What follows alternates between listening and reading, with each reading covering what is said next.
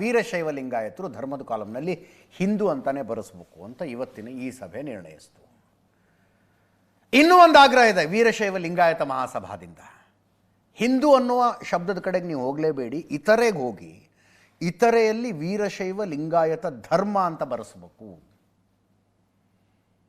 ಅದಾದ ಮೇಲೆ ಜಾತಿ ಕಾಲಂನಲ್ಲಿ ನಿಮ್ಮ ಉಪಜಾತಿಯನ್ನು ಬರೆಸಿ ಅಂತ ಅವ್ರದ್ದು ಅಖಿಲ ಭಾರತ ವೀರಶೈವ ಮಹಾಸಭಾದವ್ರದ್ದು. ಅದನ್ನು ಹೊರತುಪಡಿಸಿ ಜಾಗತಿಕ ಲಿಂಗಾಯತ ಮಹಾಸಭಾ ಅಂತ ಇನ್ನೊಂದಿದೆ.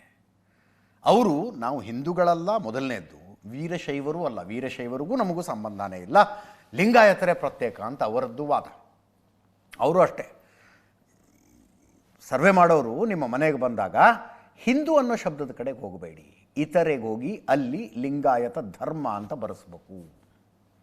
ಅದು ಅವರ ಆಗ್ರಹ. ಹಿಂಗೆ ಒಬ್ಬೊಬ್ಬರು ಒಂದೊಂದು ಹೇಳಿ ಅಂತಿಮವಾಗಿ ನಂಬರ್ ಬಂದಾಗ ಲಿಂಗಾಯತರ ಸಂಖ್ಯೆ ಕಡಿಮೆ ತೋರಿಸಿದ್ರು, ವೀರಶೈವ ಲಿಂಗಾಯತರ ಸಂಖ್ಯೆ ಕಡಿಮೆ ತೋರಿಸಿದ್ರು ಅಂದ್ಬಿಟ್ರೆ, ಇನ್ನೊಂದು ಕಡೆ ಹಿಂದುಳಿದ ವರ್ಗಗಳ BJP ಹಿಂದುಳಿದ ವರ್ಗಗಳ ನಾಯಕರದೊಂದು ಮೀಟಿಂಗ್ ಆಯಿತು. ನಮ್ಮ ಬಸನಗೌಡ ಪಾಟೀಲ್ ಯತ್ನಾಳರು ಗಂಗಾವತಿಯಲ್ಲಿದ್ದರು, ಕೊಪ್ಪಳದ ಗಂಗಾವತಿಯಲ್ಲಿ. ಇವರು ಹಿಂದೂ ಅಂತಾನೆ ಬರೆಸ್ಬೇಕು ಅನ್ನೋದು ಆಗ್ರಹ. ನೋಡಿ ಅಲ್ಲಿ ಹಿಂದ್ಗಡೆ ಆಲ್ರೆಡಿ ಬ್ಯಾನರ್ನಲ್ಲಿ JCB ಬಂದೇ ಬಿಡ್ತು. ಮದ್ದೂರಿನಲ್ಲಿ ಹೇಳಿದ್ರು ಅವರು ಹೊಸ ಪಕ್ಷ ಕಟ್ತೀನಿ, ಅದರ ಚಿಹ್ನೆ JCB ಆಗಿರುತ್ತೆ ಅಂತ. ಅಭಿಮಾನಿಗಳು ಆಲ್ರೆಡಿ JCB ಅದು ಪ್ರಿಂಟ್ ಹಾಕ್ಸ್ಕೊಂಡೇ ಬಂದುಬಿಟ್ಟಿದ್ದಾರೆ. ರಾಜ್ಯ ಸರ್ಕಾರದ ವಿರುದ್ಧ ವಾಗ್ದಾಳಿ ನಡೆಸಿದ್ರು. ಇನ್ನೊಂದು 100 ಕೇಸ್ ಹಾಕ್ರಿ, ನಾನೇನು ತಲೆ ಕೆಡಿಸೋನಲ್ಲ ಅಂತ, ತಲೆ ಕೆಡಿಸ್ಕೊಳ್ಳೋನಲ್ಲ ಅಂತಂದರು. ನಾನು ಮಾತಾಡಿದ್ರಲ್ಲಿ ಏನು ತಪ್ಪಿದೆ ಅಂಥೇಳಿ ಮತ್ತೆ ಅವೇ ಮಾತುಗಳನ್ನು ಹೇಳಿದ್ರು. ಗಣತಿಗೆ ಬಂದಾಗ ಎಲ್ಲರೂ ಹಿಂದೂ ಅಂತ ಬರೆಸ್ಬೇಕು ಅಂದರು. ಕೇಳಿಸ್ಕೊಳ್ಳಿ.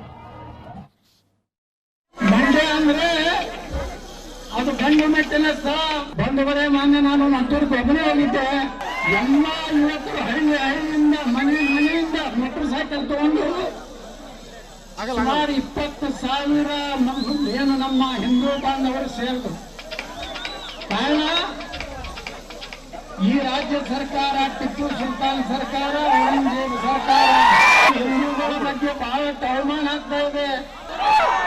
ಅದೇ ನಮ್ಗೆ ಗ್ಯಾರಂಟಿ ಕೊಟ್ಟಿವಿ ಅಂತ ಹೇಳಿ ಇದು ಪೂರ್ತಿ ಸಾಬರ ಸರ್ಕಾರವಾಗಿ ಪರಿವರ್ತನೆ. ನೀವು ಯಾರೋ ನಿಮಗೆ ರೊಕ್ಕ ಕೊಟ್ಟಲ್ಲ, ಗಾಡಿ ಕೊಟ್ಟಲ್ಲ, ಊಟ ಮಾಡಿಸಲ್ಲ, ನಿಮ್ಮ ಸ್ವಂತ ಮೆಹನತಿಯನ್ನು ಬಿಡುವಂತ ಹಣದಿಂದ ಇವತ್ತು ನನ್ನನ್ನು ಸ್ವಾಗತ ಮಾಡಿದ ಪರಿ ಇವತ್ತ ಎಲ್ಲ ರಾಜಕೀಯ ಪಕ್ಷಗಳಿಗೆ ಒಂದು ರೀತಿ ಹುಚ್ಚಿಡ್ದಂಗೆ ಅವರ ಧ್ವನಿ ಅನಿಸಬೇಕಾದ್ರೆ ಇಡೀ ಕರ್ನಾಟಕದಲ್ಲಿ ಸಮಸ್ತ ಹಿಂದೂಗಳು ಧರ್ಮ ಕಾಲಂದಲ್ಲಿ ಹಿಂದುತ್ವದಲ್ಲಿ ನಾವು ಎಲ್ಲರೂ ಬಳಸಬೇಕು. ಸನ್ಮಾನ್ಯ ಸಿದ್ದರಾಮಯ್ಯ ಸಾಹೇಬರು ಬಾಯಿ ತೆಗೆದ್ರೆ ಅಲ್ಪಸಂಖ್ಯಾತರು ಇರ್ತಾರೆ, ಅದು ಸಾಬರ ಬರೇ ಭಂಡಾರ ಹೆಚ್ಚಲಕ್ಕೆ ಹೋದ್ರು ಹಿಂಗೆ ತಗೊಂಡು ಹೋಗೋದು ಸಿದ್ದರಾಮಯ್ಯನವರು. ಜನ್ಮ ಇದ್ದರೆ ನಾನು ಮುಸಲ್ಮಾನನ ಆಗ್ತೇನೆ. ಹಿಂದೂಗಳಿಗೆ ಏನೇ ಪರಿಸ್ಥಿತಿ ಇವತ್ತ ಒಂದು ಲಿಸ್ಟ್ ಬಂದೈತಿ, ಮುಸಲ್ಮಾನರಿಗೆ ರೊಕ್ಕ ಕೊಡ್ಲಾಕತ್ತಾರ. ಅವನು ಸಿದ್ದರಾಮಣ್ಣ ಇಮಾಮರಿಗೆ ಮಸೀದಿ ಒಳಗಿರ್ತಾರಲ್ಲ ಮುಲ್ಲಾಗಳಿಗೆ ತಿಂಗಳ 6,000 ರೂಪಾಯಿ ತಗಣ ಹಾಕ್ತೀನಿ ಅಂದ್ರೆ ಒಂದತ್ರ ಆಗೋದು ಬಿಡು. 50,000 ರೂಪಾಯಿ ತಗದ್ರಲ್ಲಿ ಹಾಕ್ಲಗಣ ಅಂದ್ರೆ 52 ಲಕ್ಷ ರೂಪಾಯಿ ಬರ್ತಾರೆ. ವಿದೇಶಕ್ಕೆ ಮುಸ್ಲಿಮರು ಮಕ್ಕಳು ಕಲೀಲಕ್ಕೆ ಹೋದ್ರೆ 30 ಲಕ್ಷ. ಮತ್ತು ಮುಸ್ಲಿಂ ಹೆಣ್ಣು ಮಕ್ಕಳಿಗೆ ಕರಾಟೆ ಕಲಿಸ್ತಾ ಅಂತ ಸಿದ್ದರಾಮಯ್ಯ. ಈದ್ ಮಿಲಾದಲ್ಲಿ ಎಲ್ಲಾದ್ರೂ ನಮ್ಮ ಹಿಂದೂಗಳು ಕಲ್ಲು ಒಗದಾರೇನು? ಒಂದರ ಘಟನೆ ಅದಾವೇನು? ಅಲ್ಲಂದ್ರೆ ನನ್ನ ಮಕ್ಕಳು ಧರ್ಮಸ್ಥಳಕ್ಕೆ ಪ್ರದೇಶ ಹತ್ತಿದ್ದೀವಿ ಅನ್ನೋರಿಗೆ ಕೇಸಿಲ್ಲ. ನಾನು ಮಸೂದೆ ಮುಂದೆ ಯಾರಾದ್ರೂ ಅಕ್ರಮ ಮಸೂದೆ ಮೇನ್ ರೋಡ್ ನ ಕಟ್ಟಿದ್ರೆ ನನ್ನ ಸರ್ಕಾರ ಕರ್ನಾಟಕ ಬಂದ್ರೆ ಇಲ್ಲಿಗೆ ಮಸೂದೆಗಳೆಲ್ಲ ಸ್ವಚ್ಛ ಮಾಡ್ತೀನಿ.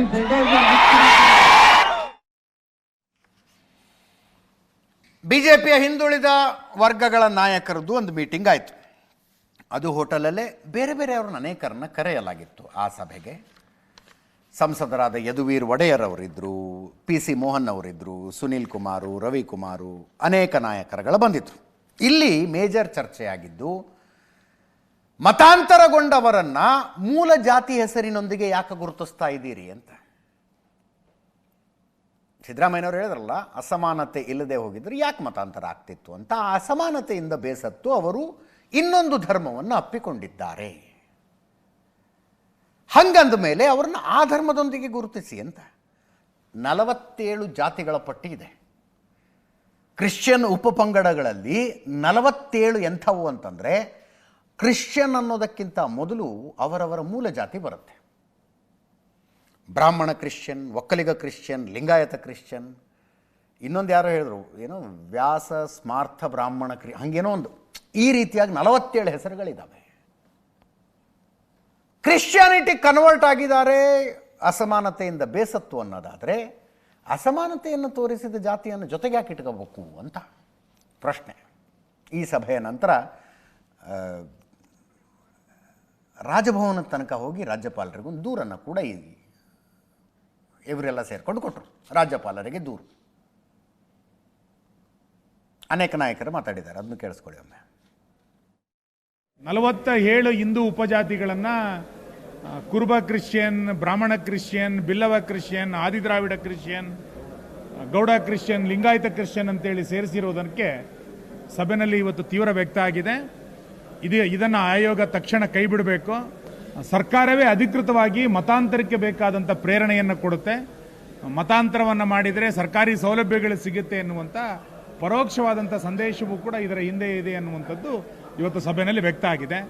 ಯಾವುದೇ ಕಾರಣಕ್ಕೆ ಈ ಉಪಜಾತಿಗಳನ್ನು ಇಟ್ಟುಕೊಂಡು ಈ ಸಮೀಕ್ಷೆಯನ್ನು ಮಾಡಲೇಬಾರದು ಅನ್ನುವಂಥದ್ದು ಇವತ್ತು ನಮ್ಮ ಆಗ್ರಹ ಇದೆ. ಈ ವಿಷಯವನ್ನು ಇಟ್ಟುಕೊಂಡು ದುಂಡು ಮೇಜಿನ ಸಭೆಯ ನಂತರ ರಾಜ್ಯಪಾಲರಿಗೆ ನಮ್ಮ ಕೆಲವು ನಿರ್ಣಯ ಬಗ್ಗೆ ಹಾಗೂ ನಮ್ಮ ನಿಲುವು ಬಗ್ಗೆ ಅವರಿಗೆ ಪತ್ರಿಕೆ ಮೂಲಕ ನಾವು ನೀಡಿದ್ದೀವಿ. ನಮ್ಮ ಆಕ್ಷೇಪ ಏನು ವ್ಯಕ್ತಪಡಿಸಿದ್ವಿ ಅದರ ಬಗ್ಗೆನೂ ಕೂಡ ಒಂದು ಚರ್ಚೆ ಮಾಡಿದ್ದೀವಿ. ಈ ಜಾತಿ ಸಮೀಕ್ಷಾ, ಸಾಮಾಜಿಕ ಹಾಗೂ ಶೈಕ್ಷಣಿಕ ಸಮೀಕ್ಷೆ ಏನು ಮಾಡ್ತಾ ಇದ್ದಾರೆ ಮಾನ್ಯ ಮುಖ್ಯಮಂತ್ರಿಗಳು ಮತ್ತು ಈ ಸರ್ಕಾರ, ಅದು ಅತಿ ಅವೈಜ್ಞಾನಿಕ ರೀತಿಯಲ್ಲಿ ಮಾಡ್ತಾ ಇದ್ದಾರೆ. ನಿರ್ದಿಷ್ಟವಾಗಿ ಈ ಕ್ರಿಶ್ಚಿಯನ್ ಸಬ್ಕಾಸ್ಟ್ಗಳ ಒಂದು ಆರ್ಟಿಫಿಷಿಯಲ್ ಆಗಿ ಸೇರಿಸಿರ್ತಕ್ಕಂಥದ್ದು ಅತ್ಯಂತ ಖಂಡನೀಯ. 47 ಒಂದು ಸಬ್ಕಾಸ್ಟ್ಗಳನ್ನು ಸೇರಿಸಿರೋದು ಬರೀ ಈ ಪಟ್ಟಿಯಲ್ಲಿ ಅಧಿಕೃತವಾದಂಥ ಹಿಂದೆ ಇರುವಂಥದ್ದು ಯಾವುದೇ ಪಟ್ಟಿಯಲ್ಲಿ ಇಲ್ಲ.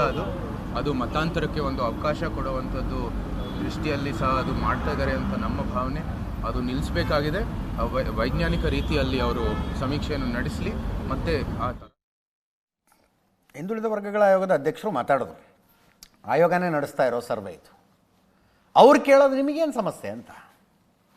ಯಾರೋ ಕ್ರಿಶ್ಚಿಯಾನಿಟಿ ಕನ್ವರ್ಟ್ ಆದಂಥವರು ತಮ್ಮ ಮೂಲ ಬೇರನ್ನು ಮರೆಯೋದಕ್ಕೆ ಇಷ್ಟ ಇಲ್ಲಪ್ಪ ಅವ್ರಿಗೆ. ಕುರುಬರಾಗಿದ್ದರೆ ಕುರುಬರು, ಲಿಂಗಾಯತರಾಗಿದ್ದರೆ ಅದನ್ನೇ ಹೇಳ್ಕೊತಾರೆ ಅವರು. ನಿಮಗೇನು ಸಮಸ್ಯೆ ಅಂತ ಹಿಂದುಳಿದ ವರ್ಗಗಳ ಆಯೋಗದ ಅಧ್ಯಕ್ಷರ ಕೇಳಿದಂಥ ಪ್ರಶ್ನೆ ಅದು. ಈ ಮಧ್ಯೆ ಇನ್ನೊಂದು ಮೀಟಿಂಗ್ ಇವತ್ತು ಆಗಬೇಕಾಗಿತ್ತು, ಆಗಲಿಲ್ಲ. ಕುರುಬ ಸಮುದಾಯವನ್ನು ST ಪರಿಶಿಷ್ಟ ಪಂಗಡಕ್ಕೆ ಸೇರಿಸುವ ಬಗ್ಗೆ ಚರ್ಚಿಸುವುದಕ್ಕೆ ಕರೆಯಲಾಗಿದ್ದ ಸಭೆ. ಕೇಂದ್ರ ಸರ್ಕಾರದಿಂದ ಬಂದಿರುವ ಸೂಚನೆಯ ಆಧಾರದ ಮೇಲೆ ಈ ಸಭೆ ಕರೆಯಲಾಗಿತ್ತು. ಸಿದ್ದರಾಮಯ್ಯನವರು ಕೇಂದ್ರ ಸರ್ಕಾರಕ್ಕೆ 2 ಸಲ ಮನವಿ ಮಾಡಿದ್ದಾರೆ.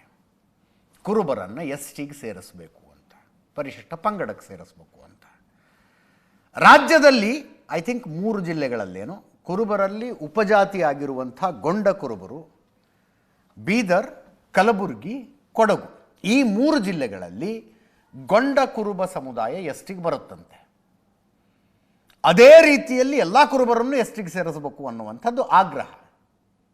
ಸಿದ್ದರಾಮಯ್ಯನವರು ಕುರುಬ ಸಮುದಾಯದ ಈ ಬೇಡಿಕೆಯನ್ನು ಕೇಂದ್ರ ಸರ್ಕಾರಕ್ಕೆ ಮನವರಿಕೆ ಮಾಡಿಕೊಡೋದಕ್ಕೆ ಪತ್ರ ಬರೆದಿದ್ದರು. ಕೇಂದ್ರ ಸರ್ಕಾರದಿಂದ ನೀವೊಂದು ಮೀಟಿಂಗ್ ಮಾಡಿ ಈ ವಿಷಯ ಚರ್ಚೆ ಮಾಡಿ ಅಂತ ಬಂದಿತ್ತು.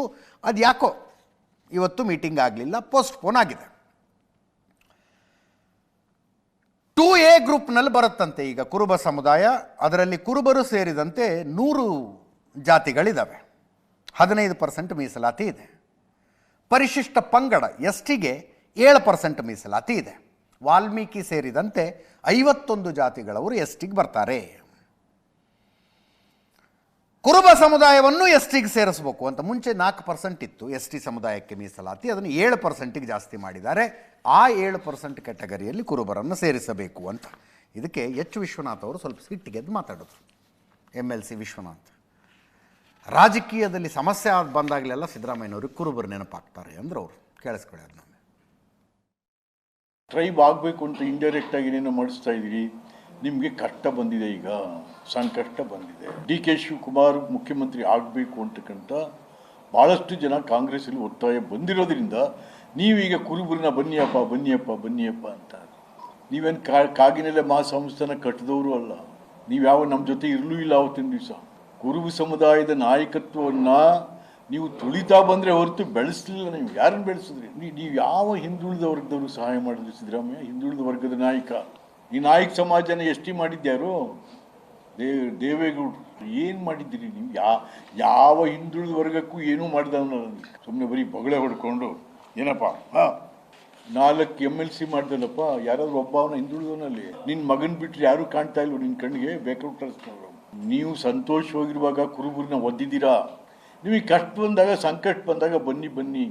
ಸುಮಾರು 350 ಕಿಲೋಮೀಟರ್ಗಳು ಕಾಗಿನೆಲೆ ಮಹಾಸಂಸ್ಥಾನ ಕನಕ ಗುರುಪೀಠದಿಂದ ಬೆಂಗಳೂರು ತನಕ ಪಾದಯಾತ್ರೆ ಆಯಿತು. ನಾವೆಲ್ಲ ಪಾದಯಾತ್ರೆಯಲ್ಲಿ ಸೇರಿದ್ದು. ನಾವು ಏನಾಯಿತು? ನೀವು ಅವತ್ತು ಅಲ್ಲೂ ವಿರೋಧ ಮಾಡಿದ್ರಿ. ಯಾಕೆ ಬೇಕಾಗಿತ್ತು ಈ ಪಾದಯಾತ್ರೆ ಅಂತ. ನೀವು ಕಾಗಿನೆಲೆ ಮಹಾಸಂಸ್ಥಾನ ಕನಕ ಗುರುಪೀಠದ ಸ್ವಾಮಿಗಳೇ, ಬೀದಿಗೆ ಸಿದ್ದರಾಮಯ್ಯನ ಪರ ಬಂದರೆ ಬೇರೆ ಥರ ಆಗುತ್ತೆ. ಸಿದ್ದರಾಮಯ್ಯನ ಕಾಲಾಳುಗಳೆಲ್ಲ ನೀವು, ಕಾಂಗ್ರೆಸ್ ಪಕ್ಷದ ಜೀತಗಾರರೆಲ್ಲ ಸ್ವಾಮಿಗಳೇ. ಯಾಕೆ ಅಂತ ನೀವೇನಾದ್ರು ಆ ಥರ ಹೋದರೆ ನಿಮಗೂ ತಲೆದಂಡ ಮಾಡಬೇಕಾಗುತ್ತೆ. ಹುಷಾರ್.